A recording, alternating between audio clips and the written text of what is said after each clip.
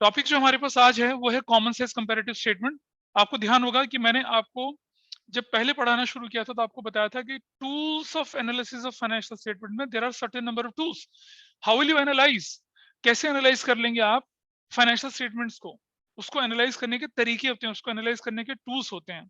तो टूल्स जो होते हैं, tools of analysis of financial statements, tools of analysis of financial statements जो होते हैं, नंबर 1 जो है उसको बोलते हैं हम लोग कंपैरेटिव स्टेटमेंट्स बोलते हैं। दूसरा हम बोलते हैं क्या, कॉमन साइज स्टेटमेंट, जो हम आज डिस्कस करेंगे कॉमन साइज स्टेटमेंट्स। आपको ध्यान होगा कि ये मैंने टर्म 1 में भी करवाए थे चैप्टर, याद है, लेकिन तब किसी ने सीरियसली नहीं लिया था टर्म 1 में, इसलिए मैं आज बहुत जल्दी से कराऊंगा। I will not take too much of time, आज की क्लास में से खत्म करना ही करना है। It's a sort of revision. Spandan, शायद तुमने पहले नहीं किया होगा ये, यस सर। तो मैं आज कराऊंगा। वैसे आज जो कराऊंगा उसे समझ में आ जाएगा, और अगर नहीं समझ में आएगा तो मुझे बताना, ठीक है। Okay sir. वैसे it is going to be self explanatory, कोई ज्यादा मुश्किल काम नहीं है। Common size statements. नंबर 3 जो होता है उसको बोलते हैं हम ट्रेंड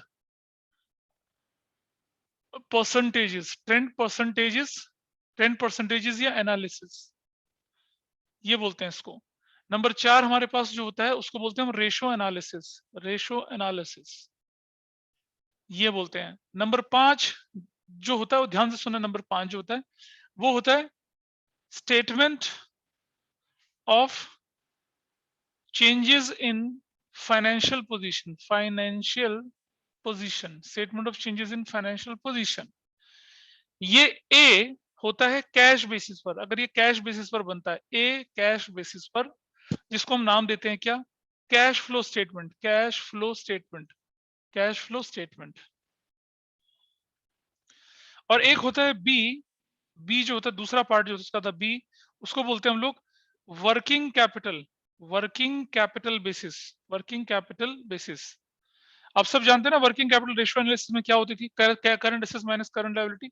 वर्किंग कैपिटल बेसिस पे इसको बोलते हैं फंड्स फ्लो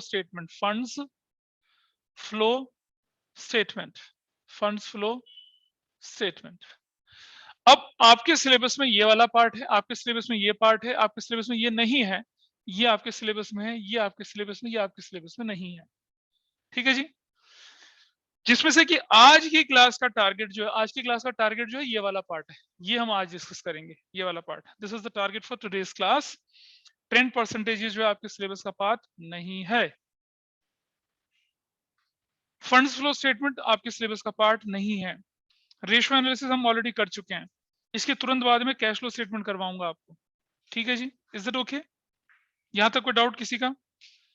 चलिए, अब मैं क्या करूं, जैसे मैंने बताया था कि आपको each and every chapter we are going to refer NCERT text book, है जी। तो अभी आपकी स्क्रीन पर मैं एनसीईआरटी टेक्स्ट बुक शेयर करूंगा, लॉगिन कर लीजिएगा। लाए हैं फोन आप अपना इधर छोटी, ठीक है ना। एनसीईआरटी दिखेगा आपको, रिकॉर्डिंग्स में भी दिखेगा वो आपको, और लेके चलेंगे। और मैं आपको बार बार बोल रहा हूं कि जो आप चैप्टर करते हैं समझ लीजिए वो फाइनल है।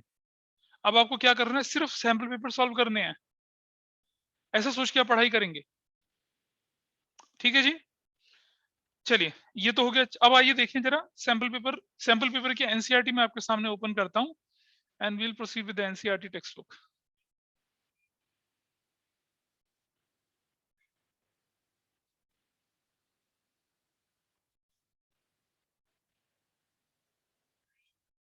हाँ जी,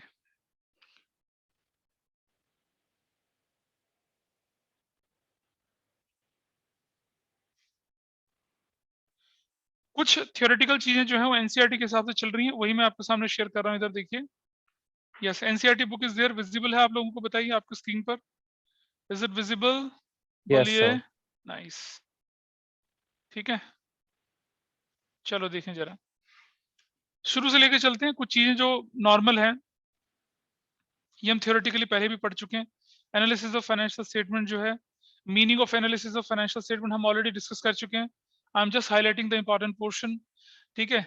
the process of critical evaluation of the financial information contained in financial statement in order to understand and to make decision regarding the firm is called financial statement analysis. Definition अगर आती है, definition तो जमाने चले गए, अब नहीं आती definition. ये है प्रोसेस, क्या है ये? Critical evaluation of financial information contained in the financial statement. और फाइनेंशियल स्टेटमेंट के दो कंपोनेंट होते हैं, statement of profit and loss and the balance sheet and the notes to accounts, वो वाला पार्ट. ठीक है. Understand and make decision regarding the operations of the firm is called financial statement analysis. या हम दूसरी definition, it is the study of relationship among various financial fact and figures given in the financial statements, interpretation thereof to gain insight regarding future activities. ये सब simple सी चीजें हैं. अच्छा, इसके अंदर क्या होता है? एनालिसिस और इंटरप्रिटेशन दोनों इंक्लूड होता है. आपने रेशियो एनालिसिस पढ़ा था, है ना? और फिर रेशियो इंक्रीज है डिक्रीज है, कौन सी आइडियल रेशियो, कौन सी खराब, उसके बेस पे आप इंटरप्रिटेशन करते हैं, ये कहलाता है आपका. ठीक है. These two are complementary to each other. Analysis is usual without interpretation. चलिए आगे चलते हैं. सिग्निफिकेंस क्या थी इसकी सिग्निफिकेंस फाइनेंस मैनेजर के लिए भी है. ये वैसे पिछले टर्म में कवर हो चुकी चीजें, ये इस टर्म में नहीं है. ये तो सेकंड चैप्टर वो था ना दूसरा वाला, फाइनेंशियल स्टेटमेंट एनालिसिस, इसलिए नहीं है, इस पर हम ध्यान नहीं देते. फिर भी रिवाइज करें. फाइनेंस मैनेजर के लिए भी इंपॉर्टेंट होती है, क्योंकि उसे देखना होता है क्या कहते हैं उसको, operating policies, investment value of the business, credit rating and efficiency of operations, ये सब चीजें देखनी होती हैं. टॉप लेवल मैनेजमेंट को डिसीजंस लेने होते हैं, इसलिए जरूरी होता है. ये सब पढ़ लेंगे, कोई इतना मुश्किल चीज नहीं है. ट्रेड पेबल्स कौन होते हैं? क्रेडिटर्स और बिल्स पेबल, पैसा मिलेगा नहीं मिलेगा उसकी जानकारी होनी चाहिए. तो लेंडर्स मतलब बैंकर्स होते हैं, लेंडर्स होते हैं, आपको पैसा उधार देते हैं, पैसा रिकवर हो पाएगा नहीं पाएगा वो. इन्वेस्टर्स, आपको मालूम होगा, हमने उस चैप्टर में पढ़ा हुआ था, इन्वेस्टर को तीन चीजें चाहिए होती हैं. एक, सिक्योरिटी ऑफ फंड्स. दो, रेगुलेटरी ऑफ रिटर्न. तीन, कैपिटल एप्रिसिएशन. याद है? सिक्योरिटी एनालिसिस पढ़ा था जब हमने पिछले चैप्टर्स में, ये वाला. लेबर यूनियन चाहती है कि हमें इंसेंटिव्स मिलेंगे, हमें सैलरी मिलेगी या नहीं मिलेगी. बाकी लोग, टैक्स मैनेजमेंट हो गया, price regulation, taxation, similar purpose के लिए हम इसे यूज करते हैं. ये पिछले टर्म से रिलेटेड था, छोड़ दीजिए. फाइनेंशियल स्टेटमेंट का ऑब्जेक्टिव्स क्या होता है? Current profitability and operational efficiency को जज करना, relative importance of different components के बारे में पता चलना, and identify the reason and change in profitability, और जज the ability of firm to repay its debt and assessing the short term as well as long term liquidity. ये इसके purpose होते हैं. ये पहले पढ़े में इसलिए नहीं पढ़े. टूल्स मैंने अभी बता दिया आपको.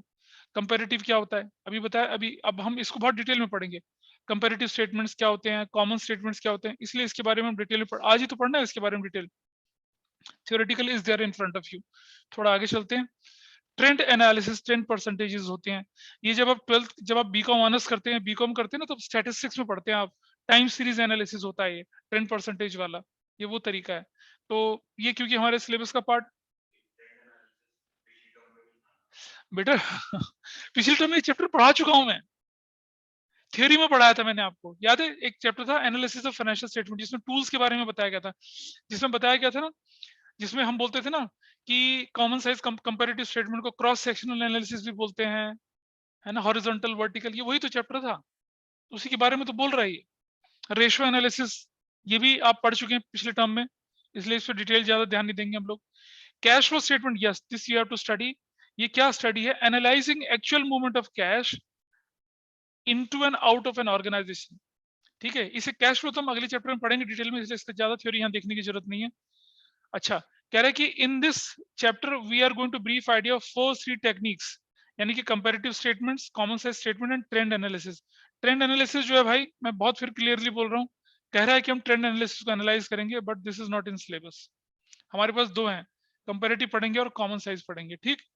और देखो, आपके पास एनसीईआरटी होनी चाहिए, मैंने कहा. आई थिंक आपकी स्क्रीन पर एनसीईआरटी चल भी रही होगी. अब एनसीईआरटी को करने का क्या फायदा होता है कि पेपर सेटर जो होता है वो बेसिक क्वेश्चंस जो उठाता है एनसीईआरटी से उठाता है. और आपको फर्स्ट टर्म के पेपर में तो समझ में आया कि एनसीईआरटी से उठते हैं क्वेश्चंस, बीच के पैराग्राफ से क्वेश्चन उठा लेते हैं, बताने के बाद भी आंसर नहीं लिख के आते हैं बच्चे फिर.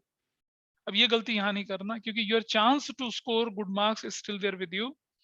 जो हो गया हो गया, लेकिन अभी भी आपके पास टाइम है. आपके स्कूल ने बड़ा सपोर्ट किया होगा आप लोगों को, लेकिन don't lose your chance now. और अगर आप किसी चैप्टर के तीनों पार्ट कर लेते, बिलीव मी, आप अपने आप को 95 से लेकर 100 के बीच में कहीं भी प्लेस कर जाएंगे. जिसने थोड़ा सा नकल वकल करके करा होगा वो भी 90, 92, 95 तक पहुंच जाएगा. लेकिन अगर आपने अपनी अकल से किया, तीनों चीजें मिला के करिए, ढंग से करिए, तो you will place yourself from 95 to 100. ये मेरी गारंटी है, मैं बोल रहा हूँ आपसे. आइए देखें जरा कंपैरेटिव स्टेटमेंट्स क्या होता है. भाई देखो कंपैरेटिव स्टेटमेंट्स जो है ना, ये बेसिकली दो तरह के बनते हैं। कंपैरेटिव स्टेटमेंट पहले करवा चुका हूँ इस चैप्टर को, इसलिए हम बहुत ज्यादा डिटेल लेके चलेंगे। ये कंपैरेटिव इनकम स्टेटमेंट होते हैं और कंपैरेटिव बैलेंस शीट होती है जी। ठीक है जी। अब यहाँ क्या होता है कि statement of profit and loss and balance sheet, इन दोनों को लेके हम बनाते हैं। अच्छा जी, तो इसका स्ट्रक्चर कैसे बनता है? स्टेप 1, स्टेप 2, स्टेप 3 दिखा रहा है, देखिए आपके सामने ही दिख रहा है स्टेप। पहले चैप्टर पे आप पर्टिकुलर्स लिखते हैं, ये आप फर्स्ट ईयर बोलते हैं, प्रीवियस ईयर सेकंड ईयर बोलते हैं। देखिए जरा, ये ध्यान से देखेंगे जरा, ये जो फर्स्ट ईयर है ये बेसिकली मेरा क्या होता है, this is my previous year. Okay जी। सेकंड ईयर जो है ये मेरा क्या होता है, करंट ईयर होता है। भाई अगर मेरे पास ये 2021 हुआ, तो ये वाला साल 2021-22 होता है। दिख रहा है अभी? गॉट इट जी। ये एब्सोल्यूट चेंज क्या होता है पता है? अगर मैं इसको, ये 2 नंबर कॉलम है, ये 3 नंबर कॉलम है, तो ये जो एब्सोल्यूट चेंज होता है वो कैसे निकलता है? एब्सोल्यूट यानी 4 नंबर कॉलम कैसे निकलेगा? 3 में से जब 2 नंबर कॉलम में माइनस कर दूंगा। समझ रहे हैं बात को? यानी कि सेकंड ईयर में से अगर फर्स्ट ईयर माइनस करूंगा तो I will get absolute change. और ये परसेंटेज चेंज कैसे निकलेगा? परसेंटेज कैसे निकलेगा? ये परसेंटेज 4 कैसे निकलती है? 4 divided by value given in column number 2 into 100।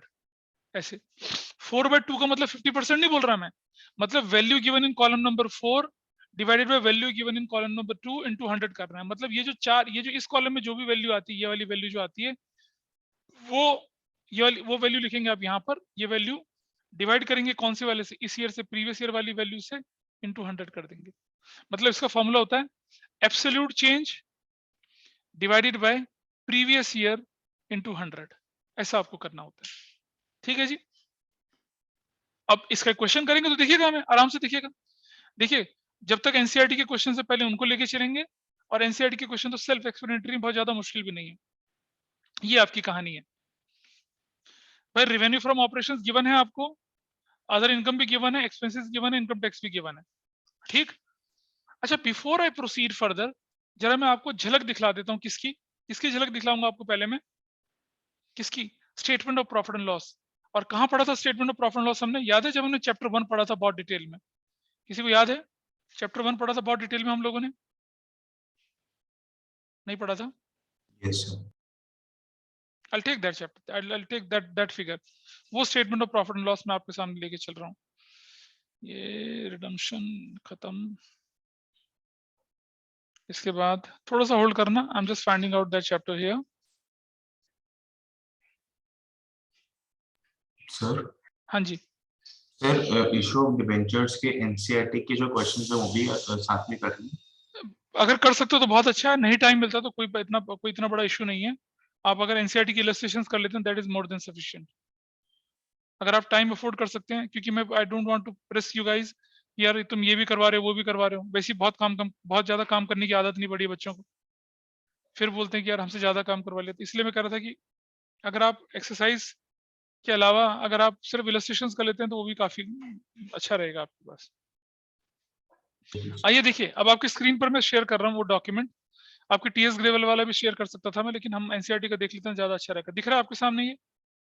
Yes, is it visible? देखो भाई, yes sir. Statement of profit and loss है आपके सामने ये रेवेन्यू फ्रॉम ऑपरेशन आ गया आपके पास item, this is revenue from operations. ठीक। ये अदर इनकम आ गया, टोटल रेवेन्यू आ गया।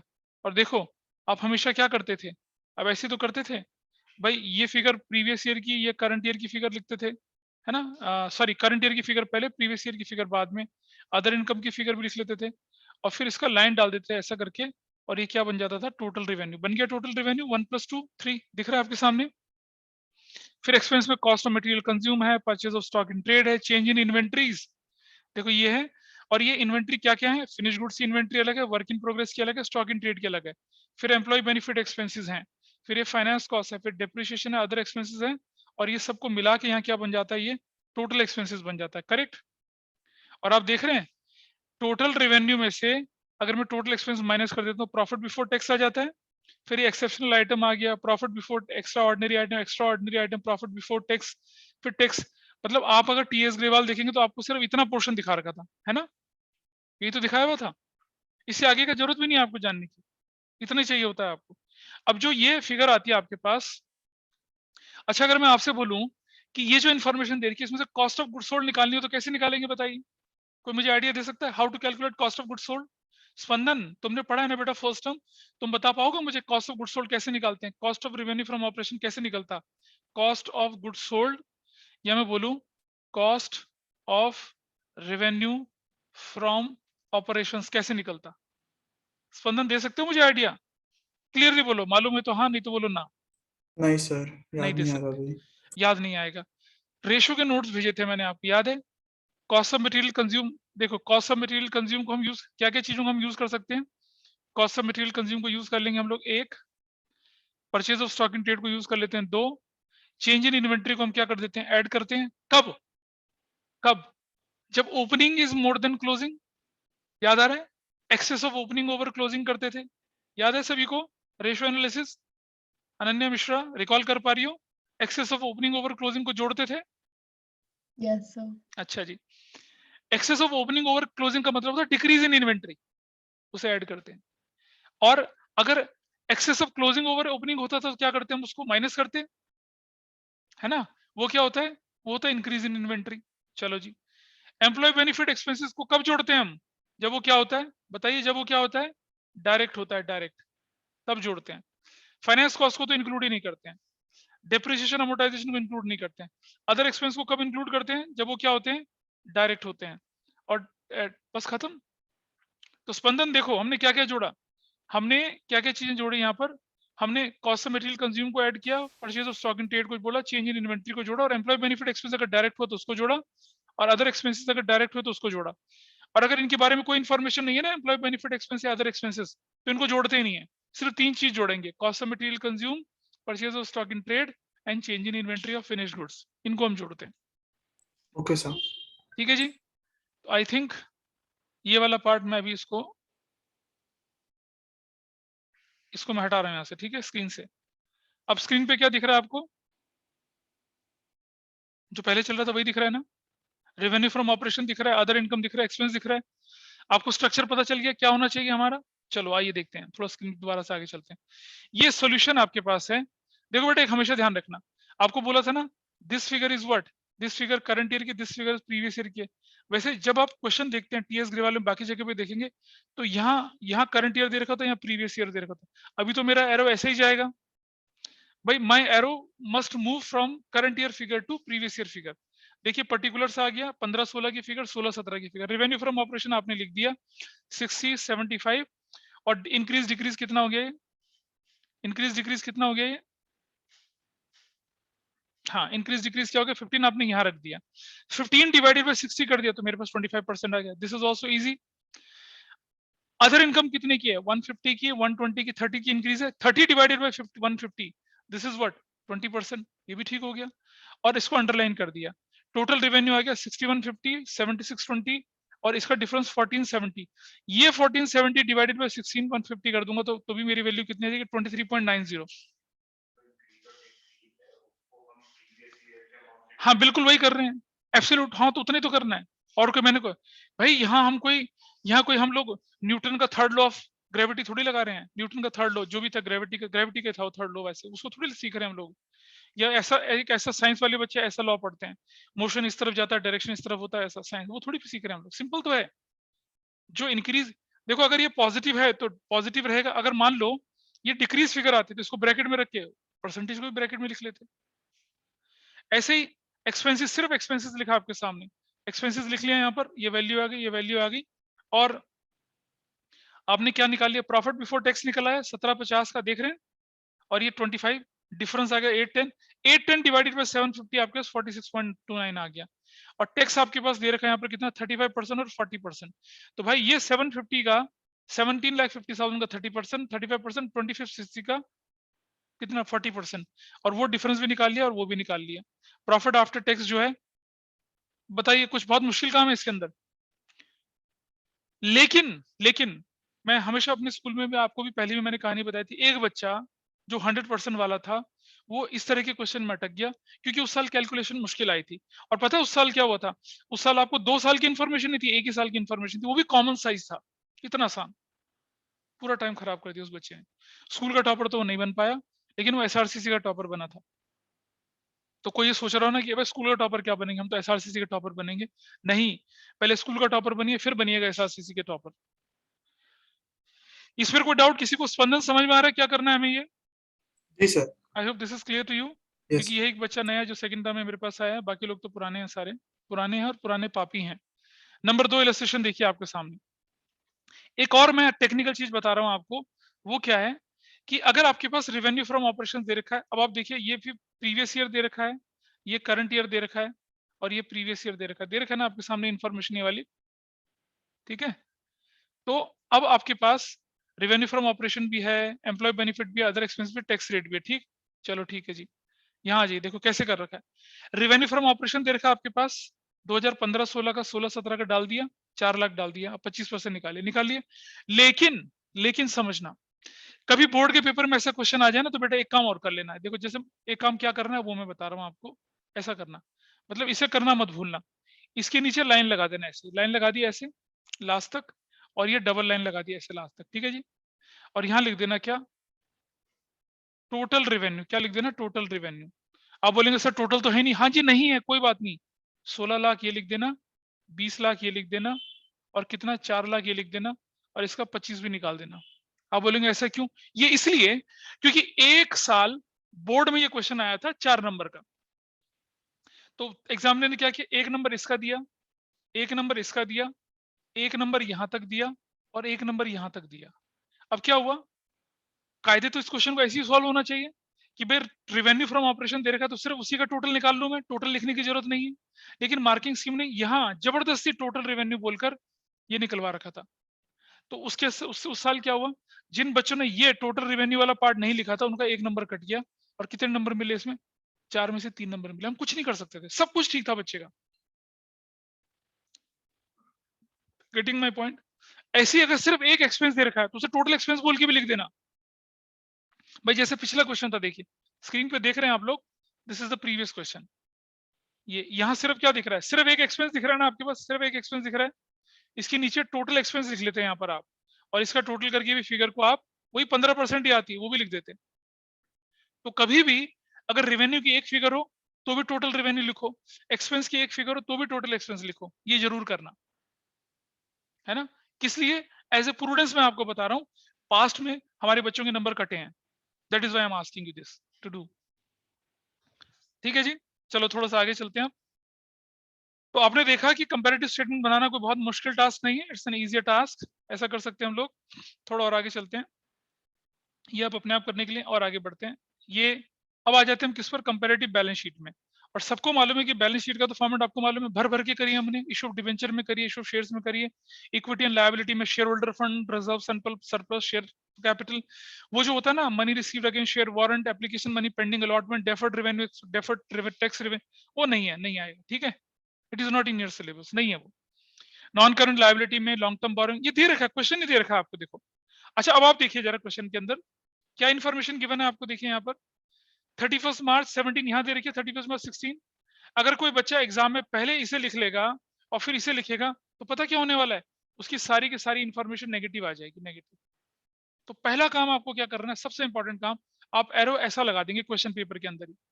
क्या मतलब है एरो ऐसा लगाने का, कि पहले कौन, हाँ पहले कौन सा साल लिखना है।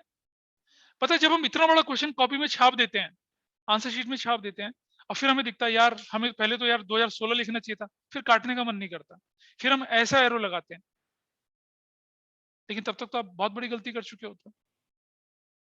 और जब भी एग्जाम में ऐसा क्वेश्चन आ जाए, कंपलसरी तो होता ही करना, तो आप क्या करिए कि प्रीवियस ईयर लिख दीजिए, करंट ईयर लिख दीजिए, और एब्सोल्यूट चेंज लिख दीजिए, परसेंटेज बाद में कैलकुलेट करना, देयर इज नो नीड। हो सकता है आपका कोई साथी ऑलरेडी करके बैठा हो, है ना समझ, तो देयर इज नो नीड।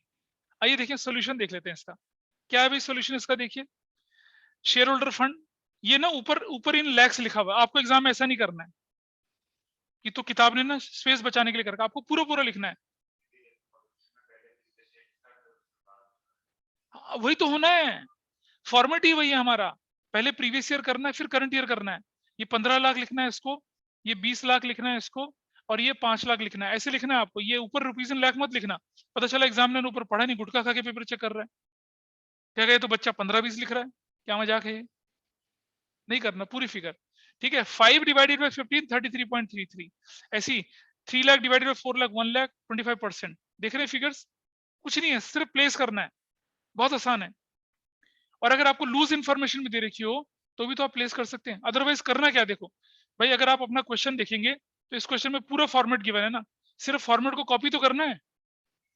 अच्छा, कोई बच्चा बोलता है कि सर अगर मैं प्रीवियस ईयर लिख दूं, करंट ईयर लिख दूं और एब्सोल्यूट चेंज लिख दूं तो 4 में से कितने नंबर मिलेंगे, है ना, 1, वो भी आधा।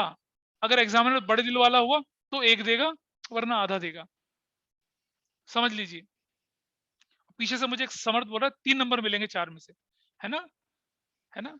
नानी के घर आए ना, 1 चॉकलेट मांगेगा 3 मिलेंगी। ये तो मास्टर के घर है, 1 चांटा मांगेगा 3 मिलेंगे। समझ रहे, ये गलती ना करना कि चलो यार हम तो क्वेश्चन में एब्सोल्यूट लिख के आ गए, अबे कॉपी नकली तुम्हारी, तुमने फिर प्रीवियस ईयर लिख दिया, करंट ईयर लिख दिया और डिफरेंस करके लिख दिया। तो भाई तुम 5वीं के बच्चे जो तुमसे जोड़ घटा पूछ रहे हैं वो they are seeking analysis from you. उसी तरह से एसेट्स पे देखिए आप, दिख रहा है स्क्रीन पे चल रहा है एसेट्स। भाई ये प्रीवियस ईयर है, दिस इज प्रीवियस ईयर, ये करंट ईयर है, ये एब्सोल्यूट चेंज है और ये परसेंटेज चेंज है ना ये फिगर। तो देखिए 15 20 कितना हो गया, 5, 5 divided by 15 you will get 33%, 3 divided by 6 you will get 50%, 1 divided by 4 you will. अब आप देख रहे हैं ये फिगर नेगेटिव आई है ना, तो ये जो परसेंटेज होगी ये नेगेटिव में रहेगी आपकी। Cash and cash equivalent 3 divided by 2 1, 1 divided by 2 कितना हो गया 50% एंड 8 डिवाइडेड बाय 27 into 100 29.63। बोलिए किसी को कोई दिक्कत तो नहीं है यहाँ तक, कोई भी? स्पंदन आप समझ पा रहे हैं बेटा? ज्यादा चिंता हो रही है मुझे तुम्हारी क्योंकि तुम बिल्कुल नए हो क्लास में। नहीं सर, समझ में आ रहा है। ठीक है जी। अब क्या करेंगे, जब घर में बैठेंगे क्वेश्चन करने के लिए, बड़े वाला कैलकुलेटर है ना, बड़े वाला कैलकुलेटर, ओ बड़े वाला, उसको लगाएंगे, खट खट खट कैलकुलेशन मारेंगे। ठीक है, कुछ लोग कहते हैं हमारे पास तो बढ़िया वाला आईफोन है, हम क्यों मारे कैलकुलेटर। ठीक है, करना ये भी है, इसकी भी इलस्ट्रेशन करनी है, इसकी भी क्या करनी है, एक्सरसाइज करनी है, और इसमें बहुत क्वेश्चंस हैं। और देखना अगली क्लास तक खत्म करके रखना आप लोगों ने। पीछे से आवाज आती है मार ही डालोगे। हाँ, अब ये अगला वाला तो मजाक है, देखो फिर से क्या इन्फॉर्मेशन दे रखी है आपके पास, देख रहे हैं आप क्वेश्चन पेपर, क्वेश्चन को देखते सबसे पहले एरो ऐसा लगा लेंगे, लगेगा ना एरो ऐसा। अभी कुछ क्वेश्चन बोर्ड पे सॉल्व कराने वाले होंगे वो मैं सॉल्व कराऊंगा, लेकिन अभी आप देख लीजिए। इसके बाद आप चले गए, पूरा का पूरा क्वेश्चन एज इट इज छापना है। मैं बहुत स्लोली स्क्रीन स्क्रॉल कर रहा हूं, पर आप देखेंगे बहुत आराम से आपके सामने सोल्यूशन आ रहा है। क्या प्रीवियस ईयर आ गया, करंट ईयर आ गया, एब्सोल्यूट चेंज आ गया और क्या आ गया, percentage. Question is there very much. ये रुपीज लाख जो है ना एनसीईआरटी ने स्पेस बचाने के लिए करा है, आपको नहीं बचाना है। ऐसा दिख रहा है, अरे दिख रहा है इधर अनिकेत, हाँ यस जी दिख रहा है, ठीक है। तो इसमें कुछ नया बताने के लिए है ही नहीं, सिंपल है वही, प्रीवियस ईयर की फिगर है, करंट ईयर की फिगर है, एब्सोल्यूट चेंज है, परसेंटेज चेंज है। टोटल जो है इसका टोटल, इसका टोटल, टोटल में भी 8 डिवाइडेड 47 करूंगा तो ये आ जाएगा। सिंपल है, कुछ ऐसा मुश्किल इसके अंदर नहीं है। फिर ये डू इट योरसेल्फ के क्वेश्चंस आ रखे हैं, ट्राई करना है तो करिए, otherwise there is no need. Illustrations देख ही लिया काफी है। चलिए अब चलते हैं कॉमन साइज स्टेटमेंट की तरफ। ठीक है, कॉमन साइज स्टेटमेंट पहले मैंने एनसीईआरटी के करा लूंगा, फिर मैं टीएस ग्रेवाल के कुछ अच्छे क्वेश्चंस लेके चलूंगा ताकि आपकी इन क्वेश्चंस पे कोई ग्रिप बने, आपको खराबी ना महसूस हो। अच्छा देखिए, अगर मैं बोलूं समर्थ जो है वो लेके आया 500 नंबर, समर्थ 500 नंबर लेके आया, और निकिता है क्या क्लास में? Nikita, Nikita are you there in the class? Nikita नहीं बोलेगी वो तो।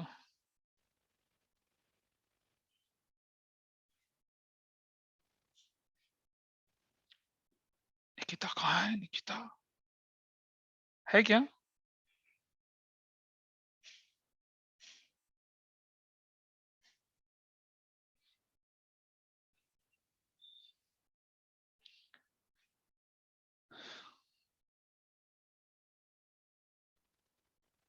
हाँ जी, इसको पैराग्राफ को समझाने से पहले मैं आपको ये बताता हूं, अगर मान लो कि समर्थ को 500 नंबर मिले और मेरे पास बैठी है आंचल, आंचल को मिले 400 नंबर मिले, तो चलो मुझे बताइए, क्लास में कोई भी मुझे बताइए, ये समर्थ की परफॉर्मेंस अच्छी है या आंचल की परफॉर्मेंस अच्छी है? सर ये आउट ऑफ, आउट ऑफ छोड़ दो, तुम पहले वैसे बताओ मुझे, अभी सामने जो रखा हुआ है। सर ऐसे नहीं वो कंप्लीट बता सकते हैं। अरे भाई 500 नंबर 400 नंबर मिल रहे हैं, दोनों 12th क्लास के बच्चे हैं, तो किसके नंबर ज्यादा हैं, समर्थ के ज्यादा हैं या आंचल के नंबर ज्यादा हैं, ये मुझे बताओ अभी सामने सामने रख के। इससे जो सब सामने स्क्रीन पे दिख रहा है उसको देख के बताइए बस, 500 ज्यादा है या 400 ज्यादा है? अबे रिदवान 500 ज्यादा है या 400 ज्यादा है, ये पूछ रहा हूँ सिर्फ। सर वैसे तो 500 ज्यादा है। बस अगर वैसे नहीं, यही चाहिए मुझे। कैसे ऐसे नहीं, मैंने कंडीशंस नहीं लगाई हैं आपके सामने, सिर्फ ये बोला है कि इनमें से ज्यादा कौन सा है। समर्थ 500, ठीक है, समर्थ ने भंगड़ा बलवा लिया जी और बिल्कुल ढोल बजा रहा है घर के आगे। अभी अभी हुआ था, सिविल सर्विस का रिजल्ट आया, एक लड़का बिहार का क्या करा उसने, बिहार एक मतलब बिल्कुल उसके नेम जैसा बंदा था, उसका रैंक आया 125 रैंक। 125 मतलब उसको आईपीएस मिल जाएगा, जनरल कैटेगरी का है। रिजर्व कैटेगरी का होगा तो उसे आईएएस मिल जाएगा। और भाई उसने अपने गांव में मिठाइयां बंटवा दी, उसके सम्मान में समारोह, लोकल नेता प्रधान सब ने उसकी, फिर मतलब अखबार में छप गया, गांव के बेटे ने नाम रोशन करा। पता चला वो तो पास ही नहीं हुआ था। समर्थ ने ढोल बजा दिए। अब समर्थ के नंबर जो आए हैं वो आए हैं कितने, 1000 में से, ठीक है, और इसके नंबर आए हैं कितने, 500 में से। अब बताइए किसके नंबर अच्छे हैं भाई, किसकी परफॉर्मेंस अच्छी है? है ना? समर्थ कहेगा मेरे साथ ही करोगे तुम ऐसा। आंचल की performance, Anchal got 80% and Samarth Baba got 50%, ठीक है जी। और जब कोई लड़की टॉप पर बनती है और 99.9% नंबर लाती है तो समर्थ कहता है अरे बहन इतने में तो 3 बच्चे पास हो जाते हैं। मीम्स चलते हैं, है ना, इंस्टाग्राम पे। एनी चलो कोई बात नहीं, इसको दूर करते हैं। तो क्या हुआ, if I tell you random number you cannot compare it, but if I tell you out of what, तो हम क्या कर रहे हैं, अब मैं क्या कर रहा हूं, चाहे किसी के 700, किसी के 800, किसी के 200, जो ओरिजिनल नंबर थे, 500 में से कितने थे, 700 में से कितने थे, 600 में से कितने से, सबको मैं क्या कर रहा हूं, कॉमन बना रहा हूं, सबको कन्वर्ट कर रहा हूं परसेंटेज में, और हमारा रिजल्ट आ जाता है। आप देखते होंगे कि सीबीएसई के रिजल्ट्स में ना बड़े फ्लॉज होते हैं, लेकिन जो जो कैट का रिजल्ट निकलता है, देखा हो ना कैट का रिजल्ट, कैट वाला कभी ये बोलता है कि मेरे 100% आए, वो बोलते हैं हमारे परसेंटाइल आए हैं। क्या बोलते हैं वो लोग, परसेंटाइल। मतलब आपको मालूम है सिविल सर्विसेज में जो टॉपर है बच्चा, उसके कितने परसेंट नंबर थे, 57% नंबर, सिर्फ 57 या 56 के करीब नंबर है उसके। इस बार का जो टॉपर है, आईएएस का टॉपर जो है, आईएएस सबसे मुश्किल एग्जाम हिंदुस्तान का होता है, उसका टॉपर, उसके 57% नंबर है सिर्फ, और वो ऑल इंडिया टॉपर है जी। यहाँ सीबीएसई में 98% आ जाए लोग रो रहे होते हैं, लड़कियां दाड़े मार बाल्टियां भर रही होती हैं, एसआरसीसी नहीं होगा। वो कंपैरिजन ठीक नहीं है, कैट वाले बढ़िया करते हैं। जैसे मान लिया अनिकेत के नंबर आ गए, मतलब 500 में से 447, तो अनिकेत के नंबर माने जाएंगे 100, और बाकियों के मार्क्स परसेंटाइल में ऐसे कैलकुलेट होते हैं। तो जिसके नंबर अनिकेत के बराबर होगा वो 100 परसेंटाइल हो गया, और बाकी 90 परसेंटाइल, 99 परसेंटाइल, 80 परसेंटाइल, ऐसा करके चलता है मामला। वहां 500 में से 500 500 में से 500 तो कोई लाता ही नहीं वहां तो परसेंटाइल के हिसाब से कंपेयर करते हैं वो लोग कि भाई, क्योंकि हर एग्जाम अपने, हो सकता है कोई एग्जाम आसान हो कोई मुश्किल हो। तो मान लो जैसे एक साल कैट का एग्जाम हुआ, 500 में से 590 वाला टॉपर बन गया, तो 595 वाले से कंपेयर करके देखेंगे कि तुम्हारा परसेंटाइल कितना है। एक साल 500 में से 400 नंबर वाला टॉपर बना, हाईएस्ट 400 ही है, बिल्कुल वही होता है ना, क्योंकि उससे पता चलता है कि भाई रिलेटिवली आपने कितना अच्छा किया, कितना बुरा किया। अब तुम बोलोगे कि 500 में से मैं कंपेयर करूं, तो वो कंपैरिजन थोड़ी बनेगा। आसान पेपर में भी तुम अच्छा कर रहे हो, तुम्हारा कंपैरिजन किया जाएगा टॉपर के साथ, उसके उसके नंबरों के हिसाब से तुम्हारे कितने हैं। अगर टॉपर के 400 नंबर हैं और तुम्हारे 300 हैं, तो तुम्हारा परसेंटेज 60% नहीं होगा, और टॉपर के हिसाब से कंक्लूड हो, कैलकुलेट होगा। हाँ बिल्कुल बिल्कुल वैसे ही होता है। तो कॉमन कॉमन साइज स्टेटमेंट में वही टेक्निक यूज करी जाती है, ठीक है। क्या होता है जरा देखिए, इसका फॉर्मूला क्या होता है, ये देखिए आपके सामने दिख रहा है यहाँ पर, ये कुछ नहीं है, ये बिल्कुल वही तरीका है। दिस ईयर जो आपके सामने, you can see this year, इस ईयर को बोलते हैं हम लोग प्रीवियस ईयर, इसको बोलते हैं हम करंट ईयर। अब यहाँ एब्सोल्यूट नहीं होता, ये प्रीवियस ईयर की परसेंटेज होती है और ये करंट ईयर की परसेंटेज होती है, और पर्टिकुलर्स एज इट इज रहता है। We can see the example here. थोड़ा नीचे चलते हैं आपके एनसीईआरटी के हिसाब से, इलस्ट्रेशन नंबर 5 है, ये इनकम स्टेटमेंट बनाने के लिए बोला है। रेवेन्यू फ्रॉम ऑपरेशन है, कॉस्ट ऑफ गुड्स सोल्ड है, ऑपरेटिंग एक्सपेंस है, नॉन ऑपरेटिंग एक्सपेंसेस है, डेप्रिसिएशन और वेजेस है, ठीक है जी। तो देखो जरा, मैं जिससे पूछूं वही जवाब देगा मुझे। भाई रेवेन्यू फ्रॉम ऑपरेशन है, ठीक है जी। करेक्ट, रेवेन्यू फ्रॉम ऑपरेशन है ना। फिर मैं कॉस्ट ऑफ गुड्स सोल्ड जोड़ूंगा 1, ऑपरेटिंग एक्सपेंस जोड़ूंगा 2, नॉन ऑपरेटिंग एक्सपेंस जोड़ूंगा, ठीक है, डेप्रिसिएशन भी जोड़ दूंगा, वेजेस भी, तो टोटल एक्सपेंस बन जाएगा ना समर्थ। चलो कुछ और डेप्रिसिएशन हटा देते हैं, फिर वेजेस तो जोड़ेंगे, है ना, एब्सोल्युटली रॉन्ग, बिल्कुल गधों वाली बात करी तुमने। अबे जब कॉस्ट ऑफ गुड्स सोल्ड आ गया तो उसके अंदर वेजेस इंक्लूड नहीं है क्या? वेजेस कौन सा एक्सपेंस होता है? डायरेक्ट। तो और बिल्कुल यही क्वेश्चन एग्जाम में आया था एक बार बोर्ड में। अरे भैया जब कॉस्ट ऑफ गुड्स सोल्ड दे रखी है तो वेजेस तो इंक्लूड ही नहीं होना ना, ठीक है। और जब ऑपरेटिंग एक्सपेंस दे रखा है तो डेप्रिसिएशन इंक्लूड नहीं होना, होना नहीं होना बताइए? अरे बोलो, everybody is able to understand this point? हाँ है ना? Yes. अच्छा जरा रुकिए, जरा देखें, जरा मैं आपको एक चीज दिखाता हूं अभी। जो 11th क्लास में मैंने आपको डॉक्यूमेंट शेयर किया था, उस डॉक्यूमेंट में मैंने एब्सोल्यूट क्लैरिटी के साथ दिया था आप लोगों को कि बहुत क्लैरिटी के साथ बताया था, बहुत ज्यादा क्लैरिटी के साथ। शायद स्पंदन के पास वो कागज नहीं होगा, स्पंदन मुझे मैसेज करना, I will send the document to you. यहाँ देखिए, दोबारा स्क्रीन पर शेयर Okay, कर रहा sir. हूँ, ये देखिए। याद आ रहा है कुछ इस कागज का? दिख रहा है भाई? बोलो सर बचपन की याद दिला दिया आपने तो, है ना? ये वाला दिख रहे हैं डायरेक्ट एक्सपेंसेस क्या होते हैं? मैंने 11th में कहा था आप लोगों को, इसकी 12th में कितनी जरूरत पड़ती है, देख रहे हैं? रेशो में इसकी जरूरत पड़ेगी, कैश फ्लो में तो इसका सबसे ज्यादा यूज है। गुडविल के चैप्टर में इसकी जरूरत पड़ रही थी ऑपरेटिंग नॉन ऑपरेटिंग निकालते समय। देखिए फैक्ट्री के ये इनडायरेक्ट एक्सपेंस, देखो डायरेक्ट एक्सपेंस की कैटेगरी दिख रही है सारी की सारी, ये सब डायरेक्ट एक्सपेंसेस है। और वेजेस डायरेक्ट एक्सपेंस का सबसे पहला पार्ट होता है, दिख रहा है ना? हाँ जी, ये वाला पार्ट भी। थोड़ा और आगे चलते हैं। ऑपरेटिंग एक्सपेंस के अंदर क्या दिख रहा है? सारे ऑफिस एडमिनिस्ट्रेटिव सेलिंग डिस्ट्रीब्यूशन खर्चे दिख रहे हैं सारे, लाइटिंग हीटिंग वगैरह सब कुछ दिख रहा है। इसी तरह से सेलिंग एंड डिस्ट्रीब्यूशन के अंदर चल रहे हैं। अदर ऑपरेटिंग एक्सपेंसेस में देखो डेप्रिसिएशन दिख रहा है, can you see the depreciation here? ये देखो हाईलाइट कर दिया मैंने, दिख रहा है डेप्रिसिएशन, ये भी तो ऑपरेटिंग एक्सपेंस है। तो ये शीट को जब आप कैश फ्लो पढ़ेंगे तब एक बार दोबारा से देख लेना, और इस चैप्टर में तो खैर खास जरूरत नहीं पड़ेगी इसलिए। और ये नॉन ऑपरेटिंग एक्सपेंस कौन से होते हैं? नॉन ऑपरेटिंग एक्सपेंस बिल्कुल अलग हैं, ये अलग होते हैं सबसे, ठीक है जी? Is it okay? Everybody is clear with this? चलिए कहाँ गई हमारी Yes. एनसीईआरटी भाई? Where is the NCERT? It's gone. हाँ जी, चलिए अब जरा एनसीईआरटी पे दोबारा से दौड़े हम लोग। ये लीजिए, आगे से अब एनसीईआरटी दोबारा सामने आ चुकी है। तो जब मैं इसको लूंगा तो क्या क्या नहीं इंक्लूड करूंगा भाई? मैं क्या क्या चीज इंक्लूड नहीं करूंगा बताइए? ये एग्जामिनर ने आपको तंग करने के लिए, डिश करने के लिए बता रखा है सारा कुछ।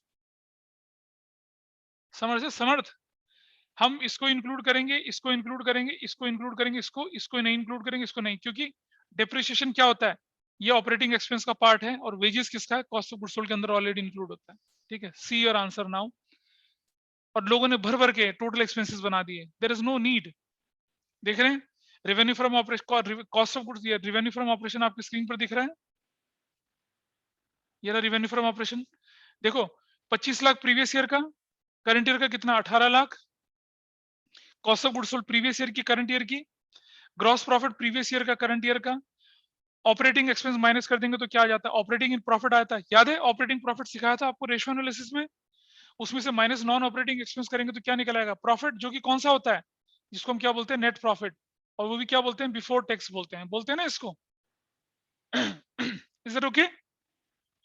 अब मजेदार चीज देखिए, ये जो पिछले साल की परसेंटेज है वो कैसे निकलेगी? वो निकलेगी 25 लाख डिवाइडेड बाय 25 लाख, तो क्या हो जाएगा? 100%।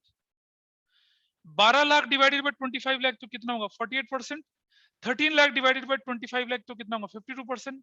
120 डिवाइडेड बाय, मतलब you have to divide each and every item, numerator में वो आइटम, और divided by revenue from operation of that year. Total revenue नहीं, सिर्फ revenue from operation of that year you have to do, इतना करना है आपने सिर्फ। जबकि वहां तो क्या करते थे आप? एब्सोल्यूट चेंज और परसेंटेज चेंजेस करते थे ना, यहाँ ऐसा नहीं करना। यहाँ इस तरह से लेके चलेंगे आप चीजों को। देखा 11,80,000 डिवाइडेड बाय क्या कर दिया आपने? 25 लाख। 15 लाख डिवाइडेड बाय कितना कर दिया? 25 लाख। 1165 डिवाइडेड कर दिया 25 लाख। सिमिलरली 2016-17 में क्या करेंगे आप? 18 लाख डिवाइडेड बाय 18 लाख तो 100% आएगा जी, आएगा। 10 lakh divided by 18 lakh 55, 8 lakh divided by 18 lakh, 80,000 divided by 80 lakh, 720 divided by 18 lakh, sorry ऊपर, और 12 lakh divided by 18 lakh, 7 lakh 8,000 divided by 18 lakh. ये आपके अलग अलग परसेंटेजेस आ जाएंगी and your total is done. तो करा क्या आपने यहाँ पर? You have converted each and every item as a percentage of revenue from operation of that year. वैसा कर रखा है, कॉमन साइज बन गया। जैसे मैंने आंचल के और समर्थ के नंबरों को परसेंटेज में कन्वर्ट कर दिया था, ये तो हुआ, ऐसा करा हम लोगों ने। ठीक है जी, आंचल कोई दिक्कत तो नहीं है, किसी को इस इलस्ट्रेशन में कोई परेशानी तो नहीं है। अगला देखिए आप, revenue from operation and other income, बिल्कुल वैसे दे रखा है। अब की बार देखिए, अब मुझे बताइए कि ये एम्प्लॉय बेनिफिट एक्सपेंसेस, ठीक है, और ये अदर एक्सपेंसेस, इनको टोटल करूंगा या नहीं टोटल करूंगा? इनका टोटल करूंगा मैं।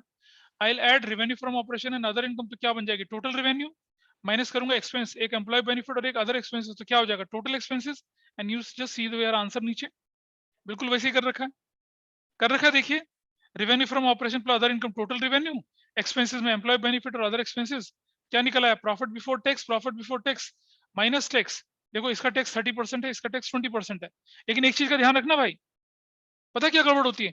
सबसे पहले फाइनेंशियल ईयर देख लेना कौन से वाला यूज कर रहे हैं हम लोग। फाइनेंशियल ईयर, हाँ फाइनेंशियल इसमें ऐसे वाले यूज हो रहे हैं। अगर फाइनेंशियल ईयर ऐसे वाले यूज होते, राइट टू लेफ्ट वाले, तो फिर परसेंटेज ना, परसेंटेज गलत हो जाती है। अभी टीएस ग्रेवाल के क्वेश्चन देखेंगे तो पता चलेगा आपको इस बारे में। तो आइए देखिए आपके सामने फिर दोबारा से वही कहानी है। 25 lakh divided bye 25 lakh, 25 lakh divided bye 25 lakh is 100%। 325 divided by 25 13%। 28 45 divided 113 हो जाएगा, ऑब्वियस सी बात है, ज्यादा है उससे। और 825 divided by 2 lakh divided by 18 lakh divided bye 540 divided by 260, ऐसे करके। सिमिलरली यहाँ 20 डिवाइडेड बाय 20 100 हो जाएगा। 250 divided by 2250 divided by 450 divided by 1 lakh divided bye ऊपर वाली फिगर से, सारी फिगर ऊपर वाली से आप डिवाइड करते हैं and you will get these figures. भाई कैलकुलेशन तो करनी पड़ेगी। और सुनो, ये परसेंटेज की ना एक डिजिट तक कैलकुलेट करो, ऐसा नहीं करना 22.57, डोंट डू दैट। 22.5 22.1, लेकिन ये मत कर देना कि 22 पर छोड़ दिया, नहीं, पॉइंट के बाद एक डिजिट तक जाइए, इतना आपको करना जरूरी है ना। इसीलिए मैंने बोला कि भाई देखो, प्रीवियस ईयर लिख दो, करंट ईयर लिख दो, और परसेंटेज जो है उसे बाद में कैलकुलेट कर देना। और अगर कंपैरेटिव है तो प्रीवियस ईयर लिख दो, करंट ईयर लिख दो, एब्सोल्यूट चेंज भी लिख दो, परसेंटेज बाद में लिखना, या तो खुद लिख लेना, रिकॉर्डिंग में जा रहा है, यारी दोस्त किस काम आते हैं, है ना। इसे देख लेंगे, इसमें कोई। अच्छा अब आइए देखिए, अब आइए आगे, आपके पास बैलेंस शीट आ गई। बैलेंस शीट में वही चीज है कि भाई देखो, प्रीवियस ईयर का क्या लिख दिया आप लोगों ने? परसेंटेज, करंट प्रीवियस ईयर का, करंट ईयर का लिख दिया। अब ये देखिए, अब आपको क्या करना है पता है? ये जो 15 लाख है, 15 लाख, इसको डिवाइड करना है 4150 से। 5 लाख को भी इससे डिवाइड करना है, सबको इससे डिवाइड, मतलब सबको किसके किसकी परसेंटेज में कन्वर्ट करना है? टोटल एसेट्स की में। देखिए कैसे कर रखा है।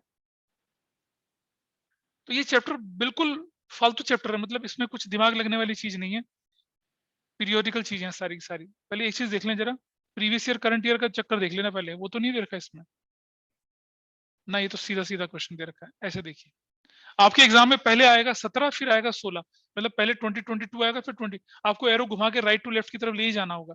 देखो भाई, previous year current year, percentage of previous year, percentage of current year, ठीक है। इसमें एक छोटी सी ट्रिक होती है भाई, प्रीवियस ईयर की फिगर, करंट ईयर की फिगर, प्रीवियस ईयर का करंट ईयर का, previous year current, previous year current year, correct. ये टोटल आ गया आपके पास, ये टोटल आ गया।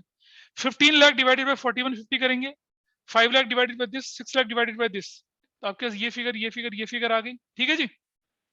और अगर आपने सब कुछ ठीक किया है तो 100 में से अब ये बाकी की सारी चीजें माइनस करके आप ये वाली वैल्यू निकाल सकते हैं, ऐसे भी कर सकते हैं। अच्छा कई बार पता क्या होता है, कई बार ये फिगर जो है ना, ये आती है 37.39। अच्छा बताओ, अगर ये फिगर 37.39 आई और 39 में यहां डाल दूंगा तो ये वैल्यू कितनी हो जाएगी? 100.04 हो जाएगी ना। बोलो भाई, नहीं होगी? Yes. अगर ये वैल्यू होगी ना, तो ऐसा नहीं करना है। ये जो लास्ट वाली फिगर आप कैलकुलेट करते हो, ये एग्जैक्टली उतनी होनी चाहिए जिससे कि टोटल 100 बन जाए। आप बोलेंगे ऐसे तो कैलकुलेशन गलत हो जाएगी, नहीं जी। याद करो, अगर मुझे 30,000 रुपया बांटना होता था 3 मेंबर में, तो कैसे बांटता था? 33,333 पार्टनरशिप में, 33,333, 33,334, ऐसा करता था ना। एक बंदे को 1 रुपया ज्यादा देता था ना, अब देते थे ना Yes, sir. पार्टनरशिप में। यह हो सकता है वो ए को दे दूं, या बी को दे दूं, या सी को दे दूं, यहां भी आप ऐसा कर सकते हैं। कोई भी एक फिगर जो है उसको आप बैलेंसिंग मान सकते हैं। तो आप बोलेंगे कि सर आपने तो बताया था कि 37.39 लिखना। अब जब 37.39 करूंगा तो इसका टोटल 100 से ज्यादा नहीं हो जाएगा? समझ पा रहे समर्थ? 37.35 है, जहाँ स्क्रीन पे देख मैं गोला लगा रहा हूँ जिसपे 37.35 दिख रहा है। अगर मान लिया इसका असली टोटल जो है वो 37.39 आता, तो मैं 37.39 नहीं रखता यहाँ पर, क्या रखता? बैलेंस बना के रखता इसको, ऐसे रखता कि इन सबका टोटल क्या आ जाता, 100 आ जाता, ऐसे करके ये बोल रहा हूँ। हाँ बोल बेटा बोल, क्या बोल रहा है? सर ये जो 100 है ये स्टैंडर्ड है? ये बेटा देखना, एक 100 कैसे आया, ये 100 कहाँ से आया देखो, ये 100 कहाँ से आया देखो जरा, how did you got this 100? हमने बोला कि हर फिगर को आप क्या करेंगे, टोटल एसेट से टोटल लायबिलिटी से डिवाइड करेंगे। जरा देख जरा, ये 41,50,000 डिवाइडेड बाय 41,50,000 100 ही आना है। Yes sir. 32,50,000 डिवाइडेड बाय 30,50,000 हमेशा 100 आना है, यस सर। और इन सबका टोटल भी 100 ही आना है। यस तो सर। भाई ये वाली फिगर किसी भी एक फिगर की अगर वैल्यू ज्यादा भी आती है, कोई एक फिगर की वैल्यू में बोल रहा हूँ, मैंने बोला कि फॉर एग्जांपल ये जो लास्ट वाली वैल्यू है, अगर आप कैलकुलेटर पे करके देखिए जरा, ये 15,50,000 डिवाइडेड बाय 4150 करो, कितना आता है? मैं करके दिखाता हूँ, देखो जरा, ये उससे वैल्यू ज्यादा ही आ रही होगी वैसे।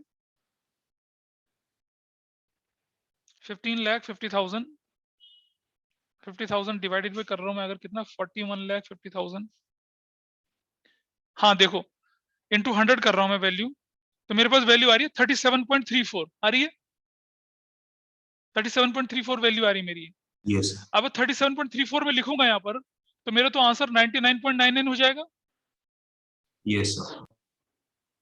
ठीक है, ये मैं बताना चाह रहा हूँ आपको कि आप 37.34 नहीं लिखेंगे, इससे क्या लिखेंगे, उतना लिखेंगे जो कि डिफरेंस बनता है।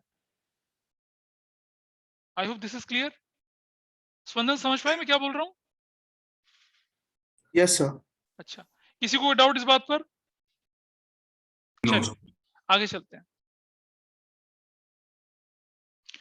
ऐसी लायबिलिटी में, ऐसी एसेट्स में आ गया 14 lakh divided bye 4150, 16 divided by this, 10 divided by this, 150 divided by this, 33, ये और ये वाली वैल्यू बैलेंसिंग बना देंगे आप हमेशा। कैलकुलेट कर लीजिए, लेकिन डिफरेंस आपको 100 से माइनस करने के बाद दिखना चाहिए आपको। सेम विद दिस एरिया, ये होती है कॉमन साइज बैलेंस शीट। कोई बहुत मुश्किल काम थोड़ी था। तो आपने क्या सीखा, कंपैरेटिव सीखा, और क्या सीखा आपने, कॉमन साइज सीखा। Is that okay?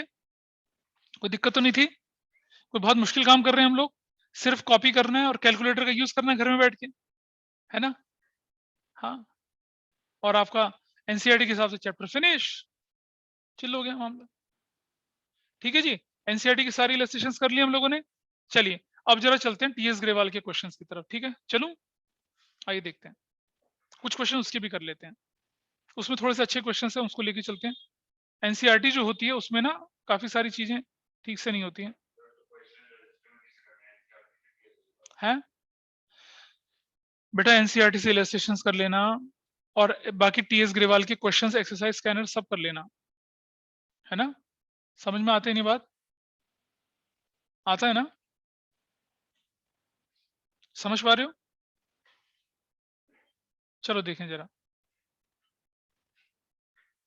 कुछ अच्छे क्वेश्चन है जिन्हें हम लेके चलेंगे, और लेकिन करना आपको सारा है, मतलब मैंने तो अच्छे अच्छे करवा दिए, इसका मतलब थोड़ी। स्क्रीन दिख रही है भाई सबको? 3.7 पेज खोल लीजिए, स्क्रीन दिख रही है? Yes sir. हाँ जी। इलस्ट्रेशन नंबर कौन सा दिख रहा है?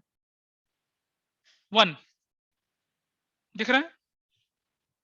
अब आप देखेंगे इस इलस्ट्रेशन में क्या दिख रहा है आपके पास, कि share capital, reserve, surplus, long term borrowing, current liability, property, plant, investment, मतलब लूज दे रखी है इन्फॉर्मेशन। आपको बैलेंस शीट कंपैरेटिव बनाने के लिए बोली है, तो आपको मालूम है कैसे करते हैं? आपको मालूम है सबसे पहले क्या लिखते हैं आप लोग, शेयर होल्डर फंड लिखते हैं, फिर नॉन करंट लायबिलिटी, फिर करंट लायबिलिटी, फिर टोटल करते हैं, ऐसे ही करते हैं। नीचे क्या करते हैं, नॉन करंट एसेट्स, फिर करंट एसेट्स, फिर क्या करते हैं, टोटल करते हैं। तो इसी फॉर्म में आपको लिखना पड़ेगा। और आप देख रहे हैं, ये देखिए 31 मार्च पहले दे रखा है, ये बाद में, तो एरो एस को ऐसे घुमाना पड़ेगा आपको। दिख रहा है स्क्रीन पर? किताब में भी देख पा रहे होंगे और स्क्रीन पे भी देख पा रहे होंगे, बोलो यस खाना सर। तो बोलो यार। ठीक है, सी द सोल्यूशन नाउ। इसीलिए जहां कराने की जरूरत पड़ेगी वहां करवाऊंगा मैं आपको। ये देखिए, तो आपने क्या करा, बिल्कुल स्ट्रक्चर्ड। आपको मालूम है कि शेयर होल्डर फंड के अंदर क्या क्या चीजें जाती है, मालूम है ना? शेयर कैपिटल, रिजर्व, सरप्लस जाएगा, लिख दिया। नॉन करंट लायबिलिटी जाएगी, करंट लायबिलिटी टोटल कर दिया आपने यहाँ पर। ठीक है, this is previous year, this is current year, this is absolute change. इसमें से चेंज किया, नील है, ये नील कुछ नहीं है, तो इसकी परसेंटेज भी नील हो गई। और ये माइनस है तो ब्रैकेट में रख दिया, तो परसेंटेज भी ब्रैकेट में आई है। 1 lakh divided bye 15 lakh, 6.67, 50,000 divided by 45, 11.11, and 250 divided by 5, 54 lakh 50,000, 4.59. Easy. Similarly, अगर आपके पास लूज इन्फॉर्मेशन दे रही है तो भाई स्ट्रक्चर्ड बना के डालना है आपने, ये मैं बता रहा हूँ आपको, ये करना पड़ेगा आपको। ऐसी प्रॉपर्टी प्लांट में क्या आ गया, 25, 35, 10 lakh, 10 lakh divided bye 25, you will get this percentage, 450 divided by this, 8 divided by this, you will get this percentages and your value is done. हो गया क्वेश्चन खत्म, मजाक था। ठीक है जी, चलिए जरा देखें 3.9 इलस्ट्रेशन नंबर 3 देखिए। अब आप इलस्ट्रेशन नंबर 3, मैंने सिर्फ कुछ इंपॉर्टेंट इलस्ट्रेशंस उठाई हैं आप लोगों के लिए। अब की बार क्या आपके पास स्ट्रक्चर्ड दे रखा है सारा का सारा, आप फिर देख रहे हो 31 मार्च 20 पहले दे रखा है, 31 मार्च 21 बाद में दे रखा है, तो क्या करेंगे, एरो उठा के डालेंगे, ऐसे करना पड़ेगा ना। ऐसे ही ये प्रीवियस ईयर हो गया और ये कौन सा ईयर हो गया, करंट ईयर हो गया, सीधा सोल्यूशन नीचे वही कर रखा है। क्या कर रखा है देखिए, बिल्कुल एज इट इज, ये प्रीवियस ईयर है, ये करंट ईयर है, ये एब्सोल्यूट चेंज है, ये परसेंटेज चेंज है। 2 लाख 3 लाख है ना, कितना 1 लाख, और ये 1 लाख डिवाइडेड बाय, ये 1 लाख डिवाइडेड बाय कितना कर दिया, 2 लाख इंटू 100 करके तब जाके ये वैल्यू निकली है, समझ रहे हैं। यहाँ तो कुछ वैल्यू नहीं निकलेगी। अगली वाली 120 डिवाइडेड बाय कितना करूंगा 40, कितना आ गया 300%। 40,000 डिवाइडेड बाय 60 कितना आ गया 66.67%। 260 डिवाइडेड बाय कितना 5 लाख 52%। देख पा रहे हैं सारा, कोई बहुत मुश्किल काम है ये है कहाँ। अबे ये कंपैरेटिव है, कॉमन साइज नहीं है। हम टी.एस. ग्रेवाल की किताब के कंपैरेटिव स्टेटमेंट से शुरू कर रहे हैं। तुम तो बेटा बैठ जाग, मतलब ऑफलाइन क्लास में भी सो गए हो। बहुत याद आ रही है बेटा बीवी की, कोई दिक्कत नहीं है, आगे चलते हैं। सो देखिए अगला वाला पार्ट 560, 360, 2 लाख आ गया 50, मतलब इसमें कोई इतना दिक्कत नहीं। और आगे चलें, इलस्ट्रेशन 3.15 पेज पे चलिए, 3.15 देख रहे हैं, इंफॉर्मेशन दिख रही है 3.15 में। इलस्ट्रेशन नंबर 7 देख पा रहे हैं आप, रेवेन्यू फ्रॉम ऑपरेशन। भाई देखो प्रीवियस ईयर करंट ईयर, तो पहले क्या लिखेंगे, प्रीवियस ईयर लिखेंगे फिर करंट ठीक है जी। You will write absolute change and you will write percentage change. Revenue from operation कितना है, प्रीवियस ईयर का कितना है देखो जरा। ओ हाँ, ये तो एरो ऐसे ही चलना है। 4 लाख 3 लाख ब्रैकेट में आ गया 1 लाख, ठीक है जी। तो 1 लाख डिवाइडेड बाय 4 लाख करूंगा तो कितना आएगा, 25% ही आएगा। अदर इनकम 80, 40, 40 है तो भी नेगेटिव आ जाएगी। और ये सब कुछ नेगेटिव आ रहा है, दिख रहा है आपको, सब कुछ नेगेटिव आ रहा है। हेडिंग देख रहे हैं, comparative statement of profit and loss for the year ended 31 मार्च 18-19, है ना, नेगेटिव दिख रहा है। सीबीएसई 2020 में आया हुआ क्वेश्चन है, देख लो, ज्यादा पुराना नहीं है, मतलब आपसे जो 2 साल सीनियर थे उनका एग्जाम में क्वेश्चन आया था, है ना। तो एक्सपेंसेस देख लीजिए कितने का दिख रहा है आपके पास। अब कहते हैं expense 50% of the revenue from operation है। तो बताइए, रेवेन्यू फ्रॉम ऑपरेशन इसका 4 लाख है, दिख रहा है, 4 लाख का 50% कितना होगा 2 लाख, इसका 3 लाख है, उसका 50% कितना होगा 1.5 लाख। ठीक है जी समर्थ, कोई दिक्कत तो नहीं है यहाँ पर। और क्या वैल्यू आ गई है 50,000 नेगेटिव 25%, कोई बात नहीं। प्रॉफिट बिफोर टैक्स आपके पास आ गया, ये भी निकाल लिया। कैसे निकाला, टोटल रेवेन्यू में से क्या माइनस कर दिया, एक्सपेंस माइनस कर दिया। और टैक्स कैसे निकला देखो जरा ध्यान से, 2018 में 14% है, यहाँ भी 14, 40-50% भी हो सकता था, 40-30 भी हो सकता था। तो यहाँ कितना हो गया 280 का 40% एंड 190 का 40%। You got your values, simple है। अब आप देखिए ये आया क्वेश्चन आपका 2013। ये वो क्वेश्चन है जिसमें क्या थे, 4 नंबर अलॉट थे लेकिन लोगों को 3 नंबर दिए गए। नहीं ये वो क्वेश्चन नहीं है, ठीक है, ये आसान था। Revenue from operation other income, revenue from operation other income solution में टोटल इनकम आ गया, एक्सपेंसेस कितने के, सिर्फ एक्सपेंसेस हैं, profit before tax and you got your values. कोई मुश्किल काम है ये, इलस्ट्रेशन नंबर 8 आपका कोई मुश्किल नहीं था। चलो आगे चलते हैं, इलस्ट्रेशन नंबर 9, इस पे इंपॉर्टेंट लगा ले भाई, इंपॉर्टेंट, इलस्ट्रेशन नंबर 9 पे इंपॉर्टेंट लगा ले। क्यों है ये इंपॉर्टेंट मैं बताता हूं आपको क्यों इंपॉर्टेंट है, जरा देखिए। आपके पास सबसे पहले आप एरो ऐसा लगाएंगे, क्वेश्चन सॉल्व करते समय लगाएंगे एरो ऐसा, लगा लिया। उसके बाद रेवेन्यू फ्रॉम ऑपरेशन है आपके पास, purchase of stock in trade है, चेंज इन इन्वेंट्री है, और कह रहा है अदर एक्सपेंस जो है cost of revenue from operation यानी कि कॉस्ट ऑफ गुड्स सोल्ड। अब मुझे बताओ कॉस्ट ऑफ गुड्स सोल्ड निकालूंगा कैसे मैं, बता भाई समर्थ कैसे निकालेगा। Purchase of stock in trade plus क्या, चेंज इन इन्वेंट्री। हाँ दे तो रखी चेंज इन इन्वेंट्री, नहीं दे रखी, क्या चीज, क्या नहीं दे रखा है, दे तो रखा बेटा चेंज इन इन्वेंट्री 50,000 की दे तो रखी है। इसे मैं सॉल्व करके दिखा रहा हूं आपको सामने बोर्ड पे, ठीक है। इसे कैसे करना था देखिए, कौन सा इलस्ट्रेशन था भाई ये, illustration 9. ये कैसे करना देखिए आप।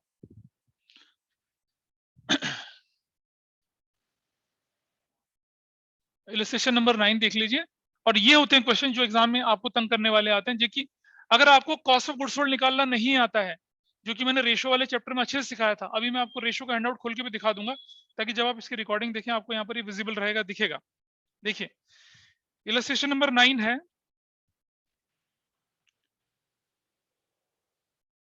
और ये हम बना रहे हैं क्या, statement of comparative statement, comparative statement of profit and loss for the year ended 31st March 2000, क्या है ये 20 and 31st March 2021, ऐसे फॉर्मेट बना लेते हैं आप, पूरा प्रॉपर फॉर्मेट में करना है। कोई भी काम अगर आप इसे रफ में भी करेंगे तो भी फॉर्मेट बना के करेंगे। This is how you have to move. और ये हमारे पास क्या आ गया, पर्टिकुलर्स आ गया, बोलो आया पर्टिकुलर, जैसे बनाते हैं हम लोग, कैसे बनाते हैं, पर्टिकुलर्स है।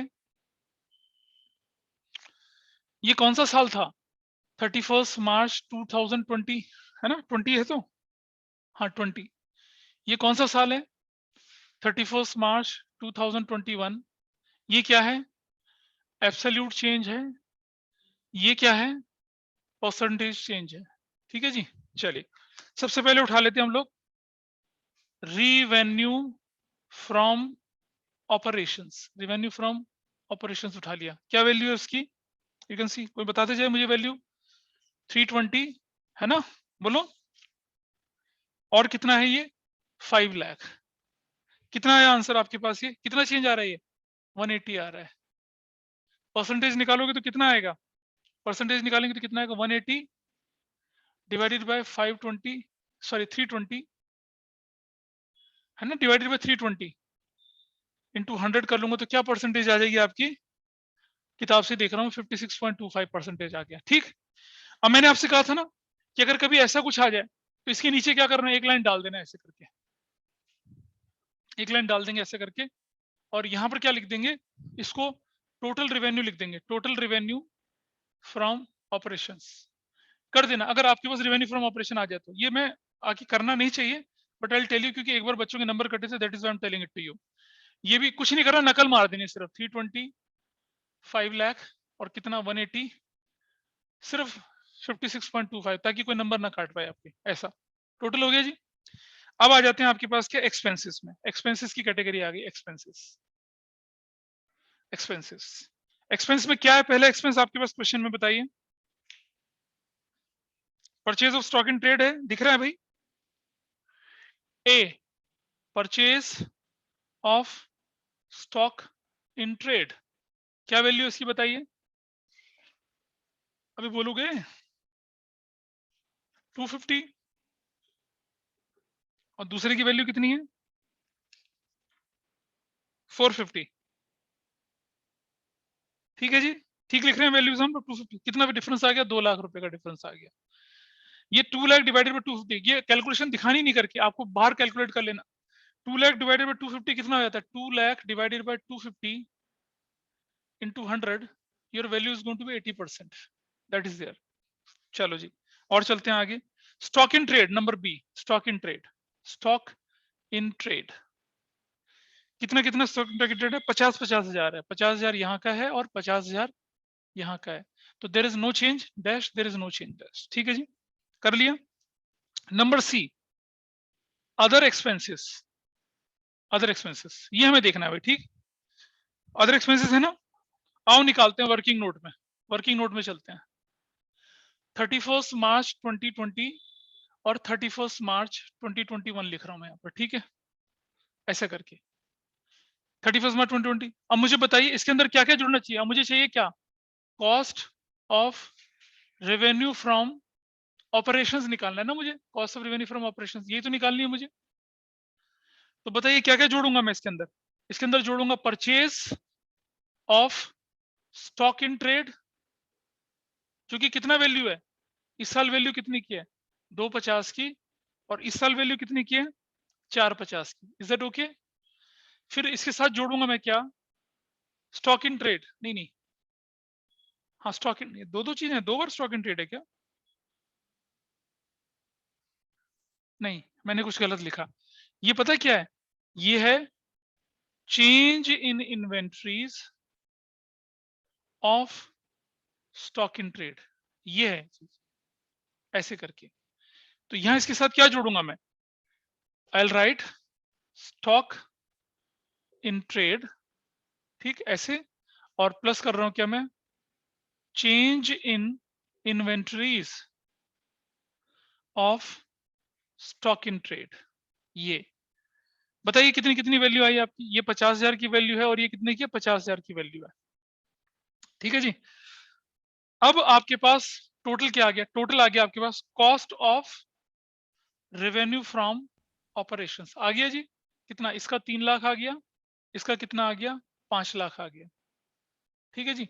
अब मुझे बताइए क्वेश्चन ने क्या बोला हुआ है, कितना परसेंट बोला हुआ है, क्या बोला हुआ है इसने, अदर एक्सपेंसेस। अदर एक्सपेंसेस जो हैं वो क्या है, वो है किसके, 2020 वाले के कितने 10% है, और ये कितने 8% है, किसके 10% ऑफ दिस 8% ऑफ दिस, यही तो है कहानी, यही है ना 10%।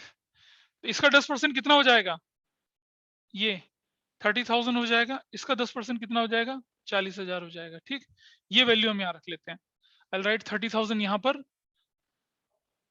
गलत करा है क्या, ठीक तो करा है, बोल तो, अमिशी बोल रही है कुछ क्या, 10 ही तो बोला, बुक में 10 तो लिखा है, अरे उधर तो 8% है ना 40,000। तो ये हो गया 40,000। अब ये 40 से 10,000 का डिफरेंस आया, 10 डिवाइडेड बाई 10 कितना परसेंट हो जाता है, 33.3% हो जाता है। टोटल कर लेते हैं यहाँ पर टोटल। अब बताइए, देखिए ये आ गया आपके पास क्या, टोटल एक्सपेंसेस, टोटल एक्सपेंसेस आ गया। टोटल एक्सपेंसेस कितने का आया, टोटल एक्सपेंस बताइए, ये वैल्यू कितनी आई है 3,30,000 की, दिस वैल्यू इज 5,40,000 की। What is the increase, increase कितने का आया 2,10,000 का आया। 2,10,000 divided by 330, your value is going to be कितना 63.64%। और इसके बाद आप क्या निकाल रहे हैं, आपके पास इस क्वेश्चन में एक और भी चीज दे रखी है क्या, टैक्स। तो ये मेरे पास क्या आया, टोटल एक्सपेंस कर दिया मैंने, अब मेरे पास आया क्या, नेट प्रॉफिट बिफोर टैक्स, बोलूंगा मैं हाँ या ना, बोलिए। नेट प्रॉफिट मत लिखिए, प्रॉफिट बिफोर टैक्स आ गया। ये वैल्यू में से ये वैल्यू माइनस करूंगा, 320 में से माइनस करूंगा तो क्या वैल्यू आएगी, ये तो मेरे पास 10,000 का आया, ये तो लॉस हो गया, ये तो लॉस हो गया ना भाई, 320 और 330, ये वाली वैल्यू कितनी, ये भी क्या हो गया मेरे पास लॉस हो गया, ये भी क्या हो गया मेरे पास, ये वाली वैल्यू भी कितनी आ गई मेरे पास 30,000 का, ये भी क्या हुआ नेगेटिव ही हो गया। तो ये वैल्यू कितनी आ गई, ये वाली वैल्यू कितना आ गया 30,000 डिवाइडेड बाय कितना 10,000। देखो बेटा 30 भी नेगेटिव, ये भी नेगेटिव, इंटू 100 करूंगा तो वैल्यू कितनी आ जाएगी 300%, ये पॉजिटिव दिखेगी। समझ पा रहे हैं बात को, मैथमेटिकल रूल है भाई, ऊपर वाली वैल्यू भी नेगेटिव, नीचे वाली भी नेगेटिव, नेगेटिव नेगेटिव माइनस होके क्या होगा, नेगेटिव में इंक्रीज, नेगेटिव इंक्रीज है कितने की, पहले -10,000 था, -30,000 है, -40,000 है, तो 300% और ज्यादा डिक्रीज हुआ ना मामला। इसको आप ब्रैकेट में नहीं लिख सकते यहाँ पर, नहीं, समझ पा रहे हैं बात को। तो देखिए, तो अब आप देख रहे हैं इस तरह से ये आपके वैल्यू निकल कर आ गई है। और अब आप बोलेंगे माइनस टैक्स, तो भैया नेगेटिव पे तो कोई टैक्स लगता नहीं है, कोई टैक्स नहीं लगता, कोई टैक्स नहीं लगता, कुछ भी नहीं होता। होता है क्या टैक्स, कुछ नहीं होता, खत्म, टैक्स नहीं है। अब आप क्या लिखेंगे, प्रॉफिट आफ्टर टैक्स लिखना है जरूर से। कुछ बच्चे यही छोड़ देते हैं क्वेश्चन को, नहीं छोड़ेंगे ऐसा क्वेश्चन। भाई अगर आपके पास टैक्स का रेट दे रखा है ना, तो आपको प्रॉफिट आफ्टर टैक्स निकाल के दिखाना है। समझ रहे हैं बात को? इस पे तो टैक्स लगेगा ही नहीं ना, अरे नहीं लगेगा तो क्या हुआ, प्रॉफिट आफ्टर टैक्स नेगेटिव ही हो गया ना, करके दिखाना है आपने ये। अगर आपके पास टैक्स का परसेंटेज दे रखा है तो आपको कैलकुलेट करके दिखाना पड़ेगा। आप ये नहीं बोलेंगे कि जी नहीं है 300%। आप ये नहीं बोलेंगे कि भाई नहीं हम नहीं करके दिखाएंगे। अगर आप यहाँ छोड़ देंगे इसको तो आपका आंसर अधूरा रह जाएगा ये, क्योंकि आपके पास टैक्स की अगर टैक्स की परसेंटेज ना दे रखी होती तो मैं यही छोड़ देता ना इसमें, यहाँ पर फिर लिखने की जरूरत ही नहीं थी। आपके क्वेश्चन में टैक्स की परसेंटेज दे रखी है ऑलरेडी। कितना परसेंट दे रखा है एक में दे रखा है आपको कितना परसेंट? एक में दे रखा है आपका 8% शायद, हाँ 30% और 30% दे रखा है, इसलिए आपको करना पड़ा एक्स्ट्रा काम। अगर यहाँ नेगेटिव होता, यहाँ पॉजिटिव होता तो भी तो आपका काम बनना था ना आगे। बोलो अबे Yes, sir. जो बच्चे कर, आई hope this is fine. Yes, sir. समझ में आई वैल्यू ये? ठीक है जी, इसका ध्यान रखेंगे। बोलिए। चलो अच्छा, अब मेरा एक क्वेश्चन है आप लोगों से कि अगर मेरे पास ये 10,000 होता, ये 40,000 होता, तो इधर क्या होता?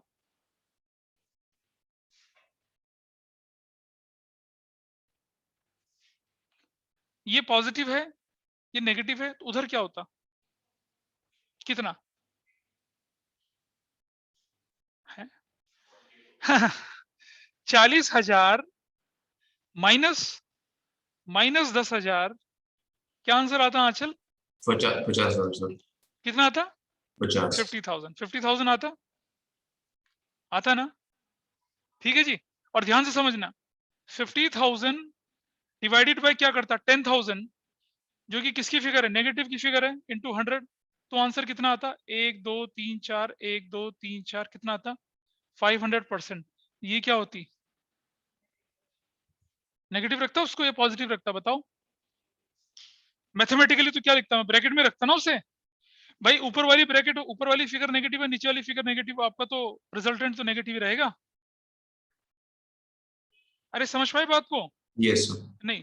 अच्छा चलो जरा दूसरा दूसरा दूसरा इक्वेशन देखते हैं जरा।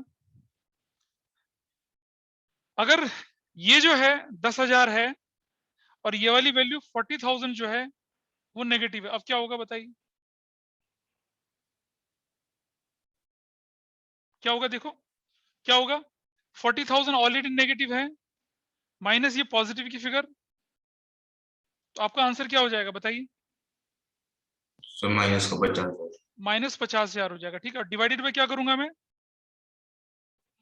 पॉजिटिव 10,000 इंटू 100 करूंगा, तो भी मेरा आंसर कितना आएगा? 500% आएगा ना, और ब्रैकेट माइनस में ही आएगा, ब्रैकेट में आएगा, है ना? मैथमेटिकली ऐसा होगा काम, इंटरप्रिटेशन अलग जाएगा। इंटरप्रिटेशन दोनों केस में अलग अलग बनना है, लेकिन mathematically it will be shown like this. तो ये गलती ना कर देना कभी। एग्जामिनर क्या करेगा, आपके साथ ऐसे छेड़खानी कर सकता है। समझ पा रहे हैं बात का? Yes. जैसे जैसे इससे पिछले वाले में फंसने, तो ऐसे फंसने के चांस नहीं करेंगे बिल्कुल भी। ठीक है, I hope this is clear. चलिए जरा आगे चलें, थोड़ा सा आगे आगे देखते हैं। एनसीए इसके टीएस ग्रेवाल के क्वेश्चंस को देखें थोड़ा सा और। Is that clear? तो आपसे जो वैल्यू कैलकुलेट करवाने वाले क्वेश्चंस होते हैं वो इस तरह से होते हैं। ये हो गया क्वेश्चन आपके सामने आ गया, कैलकुलेशन भी चलेगी। इलस्ट्रेशन नंबर 10 देखिए आप, क्या दिख रहा है इलस्ट्रेशन नंबर 10 में? 31 मार्च 17, 31 मार्च 16 दिख रहा है, तो आप एरो ऐसा लगाएंगे पहले, तो देख रहे हो 31 मार्च 16, 31 मार्च 17 दिख रहा है, एब्सोल्यूट परसेंटेज दिख रहा है। रेवेन्यू फ्रॉम ऑपरेशन 24 लाख का, 18 लाख का, 18 लाख, 24 लाख, 6 लाख आ गया। अदर इनकम, अदर इनकम है रेवेन्यू फ्रॉम ऑपरेशन का परसेंटेज, तो 18 लाख का 25% कितना? 450, एंड 24 लाख का 15% कितना? 360। You will get the values. Total revenue भी निकला है आपके पास।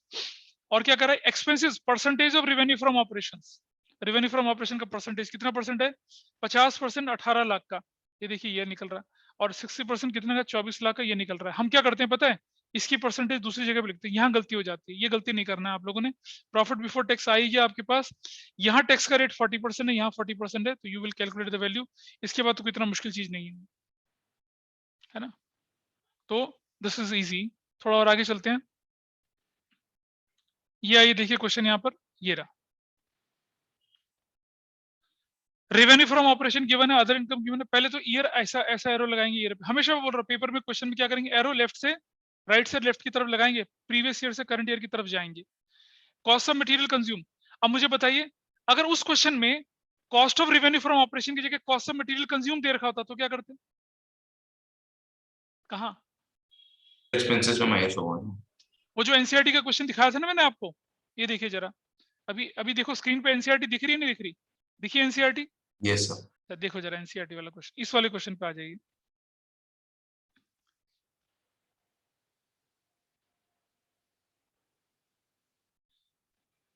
ये क्वेश्चन आपके पास है यहाँ, ये वाला क्वेश्चन आपके पास, ठीक है, ये वाला दिख रहा है? Yes sir. अभी ये क्वेश्चन है, ठीक है। अगर इस क्वेश्चन में यहाँ कॉस्ट ऑफ गुड्स सोल्ड की जगह, कॉस्ट ऑफ गुड्स सोल्ड की जगह कॉस्ट ऑफ मटेरियल कंज्यूम्ड दे रखा होता, तब क्या करता मैं? सर माइनस करते एक्सपेंसेस। नहीं नहीं नहीं, तब हम क्या करते एक्सपेंस में? एक्सपेंस में इसको भी जोड़ते, कॉस्ट ऑफ मटेरियल कंज्यूम, इसको भी जोड़ते, वेजेस को जोड़ते, हाँ वेजेस को भी जोड़ते, लेकिन डेप्रिसिएशन को फिर भी हम इंक्लूड नहीं करते क्योंकि वो ऑपरेटिंग एक्सपेंस के अंदर इंक्लूड होता है। समझ पा रहे हैं बात को? Diya, is that clear to you? Diya, Yes, sir. देख बेटा, अगर कॉस्ट ऑफ गुड्स सोल्ड दे रखा तो हमने इसको इंक्लूड नहीं किया, लेकिन जब कॉस्ट ऑफ मटेरियल कंज्यूम दे रखा है तो फिर हम वेजेस को इंक्लूड करेंगे क्योंकि वो कॉस्ट ऑफ गुड्स सोल्ड नहीं है, वो मटेरियल कंज्यूम है। Is that clear? Yes, sir. चलिए इधर देखते हैं आगे, इस वाले एग्जांपल, दूसरा एग्जांपल आ गया आपकी स्क्रीन पर। Change in inventory 2 lakh 1 lakh, other expenses, percentage of cost of revenue from operation. अब cost of revenue from operation calculate करने के लिए मुझे क्या क्या चीजें जोड़नी पड़ेंगी बताइए? कॉस्ट ऑफ मटेरियल कंज्यूम जोड़ना पड़ेगा, कॉस्ट ऑफ मटेरियल कंज्यूम जोड़ना पड़ेगा एक, उसके बाद चेंज इन इन्वेंटरी जोड़नी पड़ेगी, अभी सीखा था हमने थोड़ी देर पहले, और उसका परसेंटेज निकालना पड़ेगा। देखिए सोल्यूशन में कैसे निकाल रखा है, देखिए यहाँ नीचे नहीं निकाल, देखो दिखा रखा ना, cost of material consumed plus change in inventory का टोटल करके आपने वो वैल्यू निकाली। अभी सिखाई थी ना कैसे करनी है वैल्यू, बताया था ना, this is how you have to do it, ऐसा करना है। और आप बोलेंगे सर ये आपने हमें कब सिखाया था, तो मैं देखो आपको रिकॉल करवा रहा हूँ, ये हमने कब सिखाया था आपको, वो मैं दिखाता हूँ आपको कि अगर आप अपने नोट्स को देखेंगे रेशियो एनालिसिस के, I just show you, ratio analysis के नोट्स दिखा रहा हूँ आपको मैं, और रेशियो एनालिसिस का फाइनल देखिए, अभी आपके सामने स्क्रीन पर दिखेगा, दिख रहा है स्क्रीन पर रेशियो एनालिसिस? खुला है भी, कागज नहीं खुला? बोलिए। Yes sir. अच्छा जी, देखो रेशियो एनालिसिस में, और प्रॉफिटेबिलिटी रेशियो से पहले हम लोगों ने cost of revenue from operation calculate करना सिखाया था आपको। ये देखिए, calculation of cost of revenue from operation, cursor दिख रहा है घूमता हुआ? बोलिए, नहीं दिख रहा यस है ना? ये वाला देखो, ये वाला पार्ट, ये वाला पार्ट, ये वाला कैलकुलेशन, एरो दिख रहा है लगा हुआ? Yes. When statement of profit and loss gain, cost of material consumed plus purchase of stock in trade, changes in inventory of finished goods, work in progress, stock in trade plus employee benefit अगर direct हुआ वो, और other expense क्या हुआ अगर direct हुआ तब। और नीचे लिख रखा है क्या कि चेंज इन इन्वेंट्री किस तरह की हो सकती है, डिक्रीज हो सकती है, which means opening inventory is more than closing inventory. इसका मतलब क्या हो सकता है, इसका मतलब ये हो सकता है क्या कि excess of opening over closing inventory, hence it will be added, और increase in inventory excess of closing over opening, it means it is deducted, ऐसे भी दे रखा होता है। और एम्प्लॉय बेनिफिट एक्सपेंस आपके क्या हो सकते हैं, पॉजिटिव नेगेटिव, मतलब ऑपरेटिंग नॉन ऑपरेटिंग दोनों हो सकते हैं। अगर कुछ ना दे रखा हो तो मत मान के चलना उसको, नॉर्मल करके चलना उसको, ठीक है जी, ध्यान रहेगा इस चीज का, बोलो। यस। चलिए अब आ जाइए दोबारा से इसी पार्ट पर, ये हो चुका है पार्ट खत्म आपका शायद, हाँ जी, I think this part. Screen दिख रही है आपको, टीएस ग्रेवल दिख रहा है? Yes sir. ये तो change in inventory of stock, other expense, ये तो बड़ा आसान है, रेवेन्यू फ्रॉम ऑपरेशन डाल दिया, फिर एक्सपेंसेस की कैटेगरी आ गई, टोटल रेवेन्यू में से टोटल एक्सपेंस माइनस करके you will get the value. Example number 12 था, लेकिन किताब दिखाना जरा, आइए देखें जरा, थोड़ा और आगे चलते हैं आप।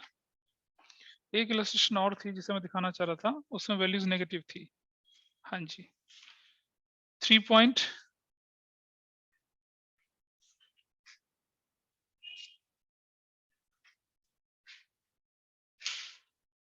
भाई चेंज इन इन्वेंट्री जो होती है ना आपके पास, वो पॉजिटिव नेगेटिव दोनों हो सकती है, उसका मैंने रीजन बता दिया, प्लस कब होती है नेगेटिव कब होती है। हालांकि इस चैप्टर में वो रेशो वाला कंसेप्ट नहीं पूछेंगे आपसे, तो चीजें आसान हो गई हैं, और मतलब बस यही था इस चैप्टर में, इतना ही था। तो हमने क्या क्या कर लिया, हमने एनसीईआरटी के क्वेश्चंस देख लिए, ठीक है जी, हमने टीएस ग्रेवाल के इंपॉर्टेंट इलस्ट्रेशंस देख लिए, और ये चैप्टर इतना ही टाइम ड्यूरेशन का करना था आप लोगों को। और अब आप लोगों के पास क्या है, होमवर्क है, क्या करना है?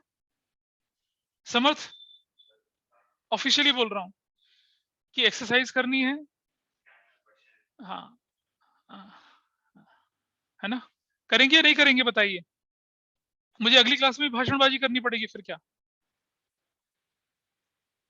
भाग गए ना सारे बच्चे? ठीक है। युविका, समझ में आ रहा है ये चैप्टर? Yes, sir. अब पिछले वाले का कैसे दुख मिटाएगी अब? सर आप बताओ अगर आप कल फ्री हो।